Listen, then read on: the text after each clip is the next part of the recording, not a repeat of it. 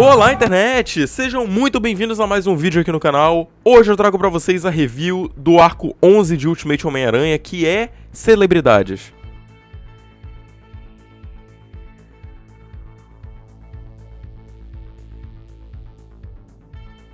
Bom, esse arco, ele tem uma subdivisão diferente dos arcos anteriores, ok? A gente vai ter 3 histórias acontecendo nele. E também, nesse vídeo, eu vou trazer uma edição do arco anterior que eu esqueci de trazer, que é Detenção, edição 65. Nessa edição, basicamente, os amigos do Peter todos vão parar na detenção, porque após a morte da Gwen, logo após a morte da Gwen, o Peter e a Mary Jane foram pra escola e eles estavam esvaziando o armário dela, pegando as coisas pra levar pra casa e depois decidir o que fazer. Só que o Flash Thompson, nesse universo, ele consegue ser infinitamente pior do que o Flash Thompson original.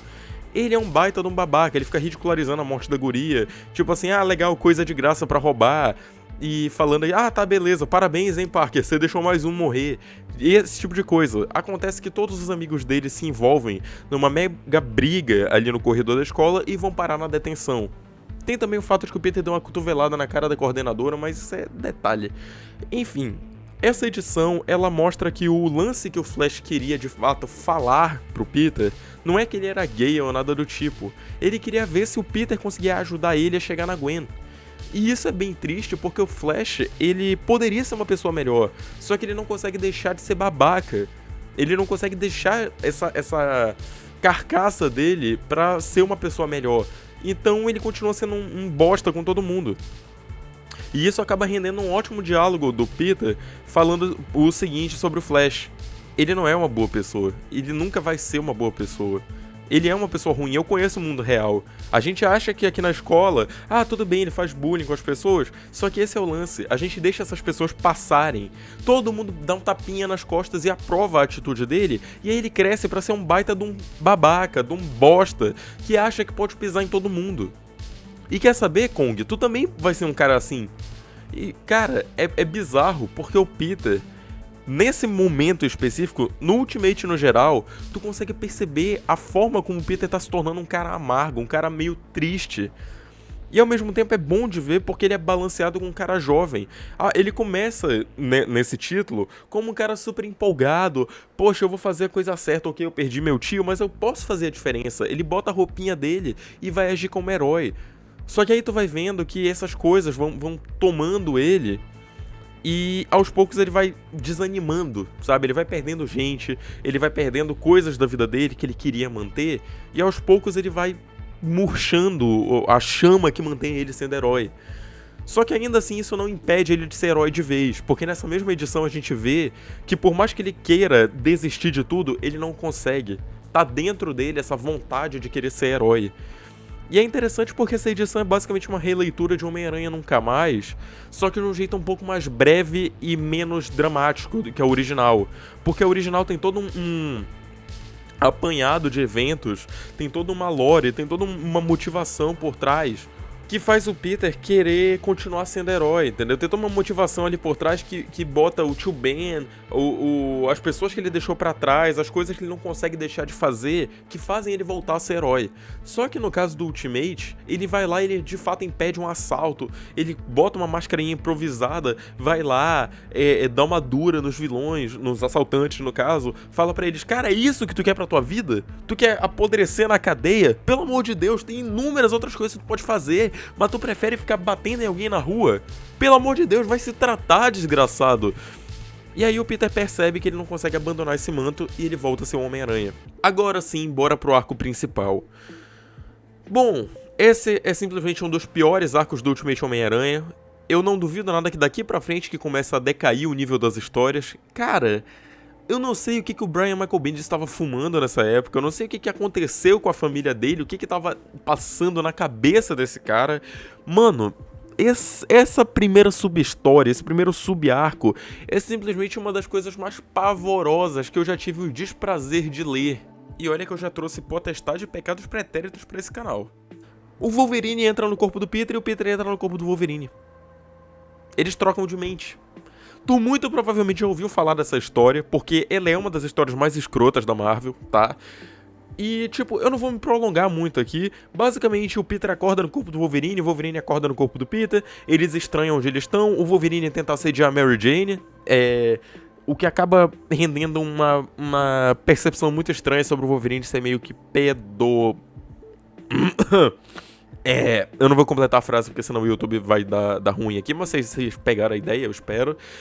E aí, tá, o Peter fica junto do Wolverine a história inteira, tentando descobrir o que aconteceu, acusando o Wolverine se recusa a usar traje, o Peter vai preso no corpo do Wolverine, no final eles têm que derrotar Eles estão ali no meio da rua, eles acabam derrotando mais uma vez o Shocker, que é patético, e aí no fim a Jean aparece, Wolverine, você me assediou, por isso eu te coloquei no lugar onde você menos queria estar, na mente do Peter Parker.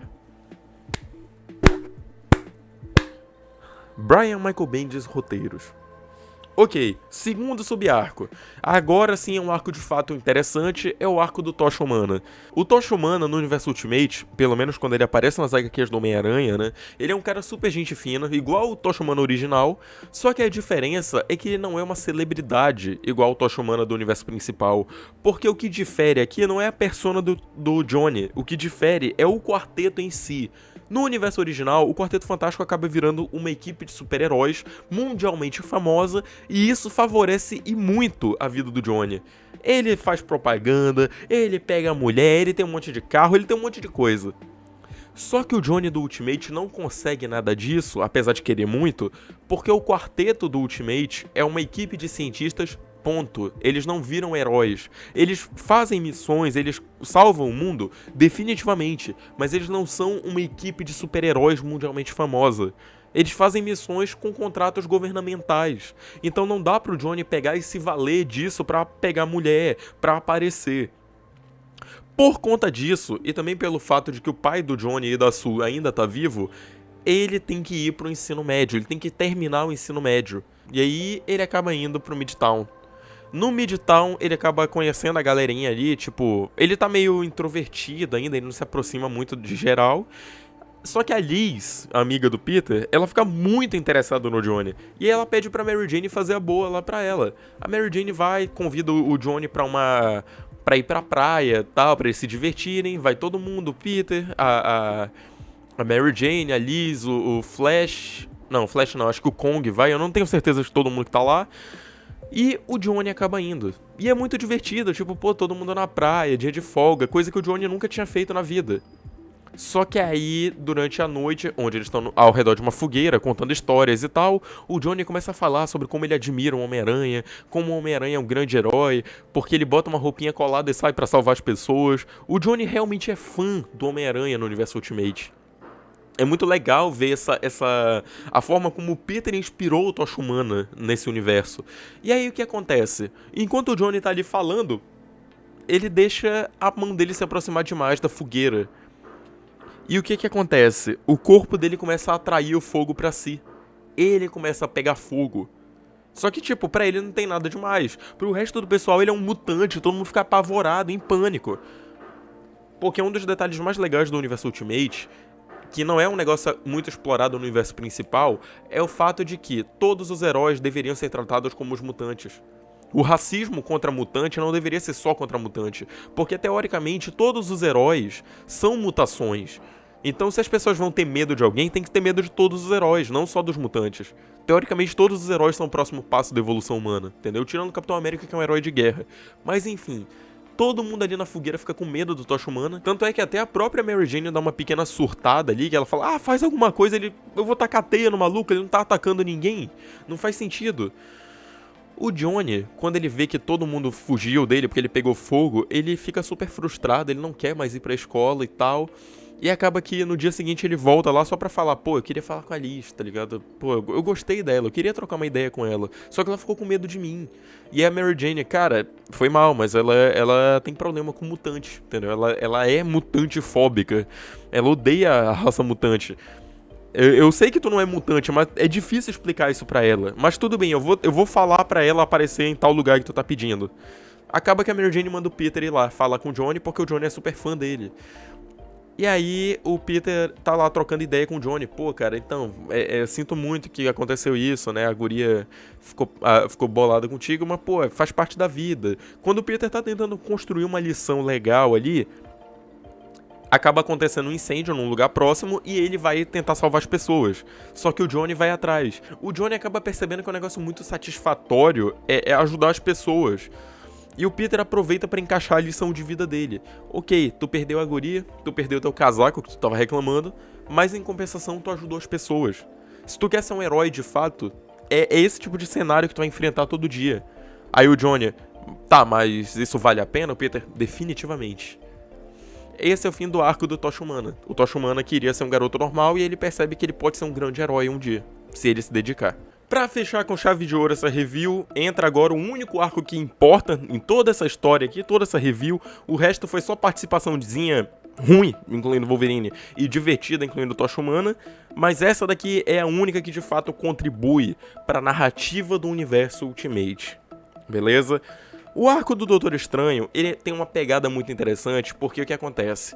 O Peter e a Mary Jane, durante a história do Tocha Humana, tinham marcado de fazer um encontro chique, sabe? Juntar salário, juntar dinheiro pra fazer um jantar em restaurante caro, com roupas de luxo, terno e vestido de gala e tal, tudo bem elegante mesmo, porque, pô, é um namoro, eles têm que sair e tal. Ok, tudo bem, eles tinham marcado isso. A história começa com o Peter e a Mary Jane indo no restaurante.